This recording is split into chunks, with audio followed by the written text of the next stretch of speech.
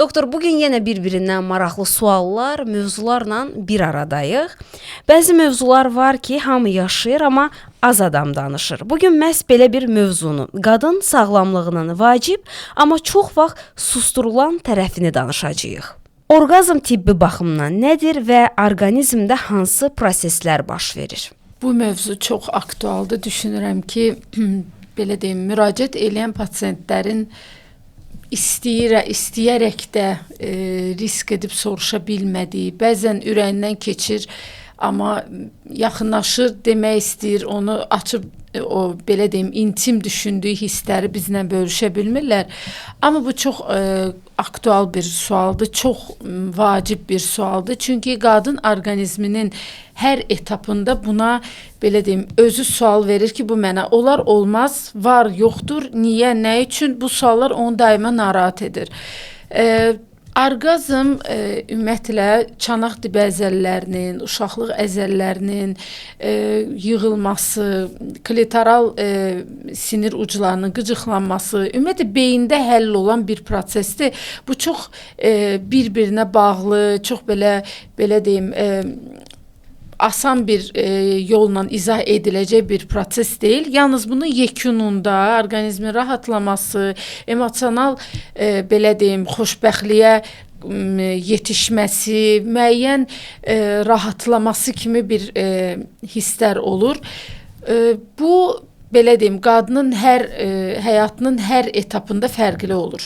Məsəl üçün, qadının daha gənc yaşlarında bir cür hisslərlə bu özünü ifadə verir, daha yaşlı yaşlarında bir cür, hamiləlikdə bir cür, yəni bu fərqli olur hər bir yaş həddində. Bəs orqazm yaşamayan və ya çətinlik çəkən qadınlarda ən çox rast gəlinən tibbi səbəblər hansılardır? Ümumiyyətlə belə deyim, onu yaşaya bilməmək, birincisi çox belə sərt bir mühitdə böyüyən qız uşaqlarının sonra ailə qurarkən müəyyən öz hisslərini ifadə edə bilməməsi kimi problemlər yaşayan qadınlarda olur və yaxud həyat yoldaşı tərəfindən belə deyim, çox ilgi, sevgi, münasibət, isti münasibət görə bilməyən, yenə də bu o qədər intim bir məsələdir ki, bunu açıb söyləmək, öz qaranlıq qalan məqamlarını işıqlandırmaq üçün gərək qarşındakı adam da səni anlasın, sənin cinsi partnyorun səni dinləsin, müəyyən problemləri onunla bir yerdə çözəsiz. Onu yaşaya bilməyən qadınlar əsasən bu cür, belə deyim, kateqoriyaya aid qadınlar olur və yaxud sinir sistemi daha oyanıq, daha həssas, problemli həyat yaşayan, yəni o problem artıq digər problemləri o qədər ön plana çıxıb ki, artıq o beyin o dərəcədə belə deyim, rahatlamır. Bu qadınlarda daha çox müşahidə olunur. Doktor, bəs hamiləlikdə orqazm yol veriləndirmi? Ümumiyyətlə, çox müraciət edən hamilələrin əsas suallarından, daha doğrusu çox suallarından biri bununla əlaqədardır. Çünki bu hiss, belə deyim, daha öncə yaşayan bir qadın onu hamiləlik vaxtı da yaşama riskinin olub-olmaması sualı ilə belə biraz narahatdır. Belə deyək, əgər hamiləlik heç bir risk daşımırsa, həkim hamiləlik zamanı cinsi kontaktda heç bir qadağalar qoymayıbsa, onda bu yol veriləndir, heç bir problem yaratmır. Çünki bu zaman uşaqlıq əzələləri çox zəif olaraq yığılır.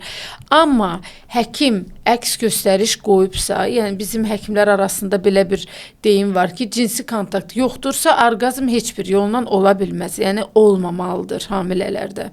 Bəs yaxşı, orqazm hansı hamilələrə əks göstərişdir? Yenə də bayaq dediyim kimi, əgər hamiləliyi sona çatdırma riskləri varsa, bura belə deyim, riskli hamiləliklər aiddir. Bura çox riskli hamiləlik məfhumu altında çox məfhumlar, diaqnozlar gedir. Buna ayrıca danışarıq riskli hamiləlik haqqında danışanda, amma ümumiyyətlə cift gəlişi olsun, uşaqlıq boyunun qısalması olsun, çoxdöllü hamiləliklərdə müəyyən bu cür riskli hallar ola bilər ki, o zaman həkim onlara cinsi kontaktı qadağa qoya bilər. Yəni ümumiyyətlə hamilə artıq özü biləcək ki, həkimin bütün həkimlərdən hamilə, məsəl üçün mənim özümdən də hamilə soruşmasa belə düşünürəm ki, çəkinə bilər, bu biraz intim sualdır. Mən özüm o belə deyim, cavabı ona verirəm ki, nə onlara olarmı, yoxsa olmazmı? Ümumiyyətlə, yəni bayaq dediyim kimi cinsi kontaktda qadağa qoyuruqsa, deməli orqazm da olmamalıdır. Bəs orqazm düşüyə səbəb ola bilər? Ümumiyyətlə, normal gedən hamiləlikdə xeyr. Yenə də deyirəm, riskli hamiləlikdə, uşaqlıq boyunun qısalması olan hamilələrdə, məsəl üçün, əgər o orqazm olursa, bu da insandan insana fərqlidir. Əlbəttə ki, o bir səbəb yarada bilər düşüyün baş verməsinə, amma birbaşa bir səbəb kimi onu görmürəm mən. Hal-hazırda mövzumuz, döngümüz orqazm üzərində gedir. Bəs onun necə formaları, növləri varmı? Bu da pasiyentlərin verdiyi sualdır. Məsəl üçün soruşurlar ki, mən vaginal orqazm heç vaxt hiss eləməmişəm. Bu nədir? Olurmu? Və yaxud məndə patologiya varmı? Mən onu hiss eləmirəm. Biz belə deyim də pasiyentlərə belə izah edirik ki, klitoral vaginal orqazmlar var. Amma vaginal orqazmı hiss eləyən qadın çox nadir. Mən məsəl üçün öz praktikamda rast gəlməmişəm elə bir pasiyentə. Əsasən klitoral orqazma daha çox belə deyim, rast gəlinir pasiyentlərin sözlərinə. Yəni qadınlar daha çox onu hiss edirlər. Amma yenə də deyirəm, bunları hiss edib etməmək xəstəlik deyil.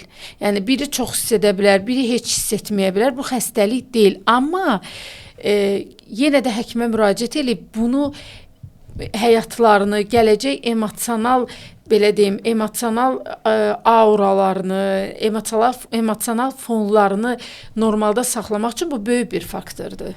Bəs sizin pasiyentləriniz üçün də necə bu hissi yaşamayan elə bir xanıma rast gəlmisiniz ki, gəlib desin bu barədə? Bəli, olub. Mənim 21 il yanılmıramsa 21 illik daha kiçik ailə həyatı olanları, daha doğrusu ili daha qısa müddət ailə həyatı sürənləri arasında olub, amma 21 illik ailə həyatı olan bir xanım müraciət eləmişdi və o mənə belə bir sual verdi ki, belə bir şey varmı? Mən onu bilmirdim. O belə bir mühitə düşüb, hardakı söhbət olub xanımlar arasında və o ondan sadəcə mən belə anladım ki, daha öncə də onun belə bir sualı olub. Lakin həyat yoldaşı ilə belə deyim, o kontakt o qədər çərçivələnmiş bir şəkildədir ki, o sualı ona verə bilməyib. Bir də qısqanclıq zəminində, məsəl üçün bir pasiyentim də olub, o sualı həyat yoldaşına verəndə çox böyük bir təpki alıb o tərəfdən ki, yəni sən bunu hardan bilirsən? Yəni bu da belə deyim ki, artıq biz elə bir əsrdə yaşayırıq ki, bizim əlimizin altında bütün belə deyim, məlumatlar hazır şəkildədir. O məlumatı biz partnyorumuzdan deyil də, həkimdən də ala bilmiriksə, biz onu belə deyim, sosial şəbəkələrdən, televiziyadan, hər yerdən öyrənə bilərik.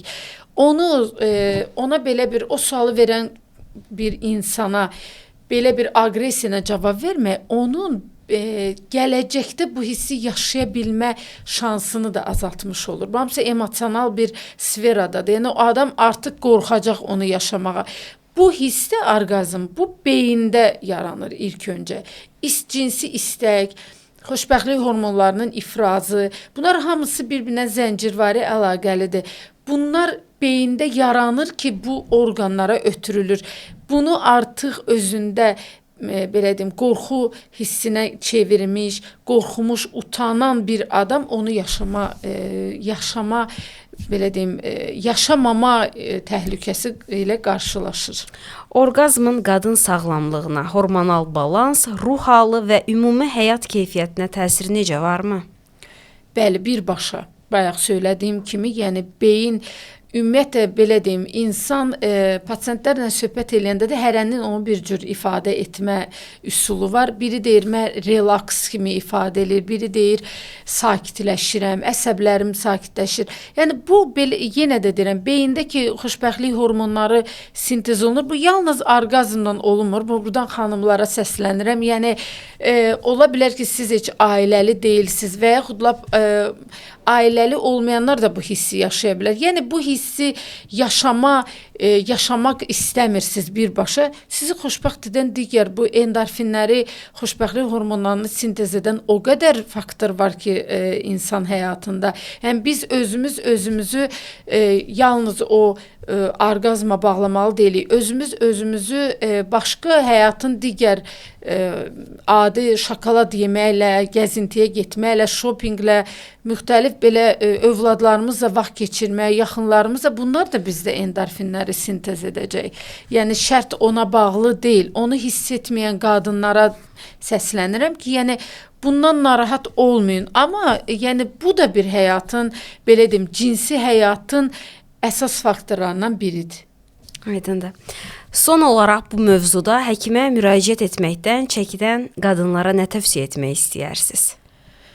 Həkimə müraciət etməkdən çəkinmi. Yəni həkimin belə deyim, cinsi yoxdur. Həkim kişi də ola bilər, qadın da ola bilər.